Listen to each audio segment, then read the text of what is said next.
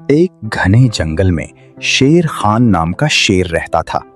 वो खुद को जंगल का बादशाह कहता और हर वक्त अपनी धाड़ पर फख्र करता था। एक दिन उसने ऐलान किया, आज से जंगल में सब मेरी तारीफ करेंगे।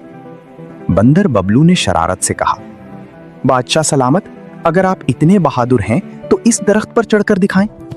शेर खान ने गुरूर में आकर कोशिश की, मगर आधे रास्ते में फिसलकर सीधा कीचड़ में जा गिरा। सारे जानवर हंसने लगे।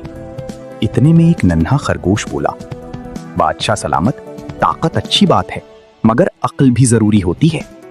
शेर खान को अपनी गलती का एहसास हुआ। अगले दिन जंगल में तेज बारिश हुई। एक छोटा हिरन नदी के किनारे फंस गया। शेर खान ने इस बार गुरूर नहीं किया, बल्कि बंदर, हाथी और खरगोश की मदद ली। सब ने मिलकर हिरन को बचा लिया। जानवर खुश हो गए और बोले, असल बादशाह वही होता है जो सबका ख्याल रखे।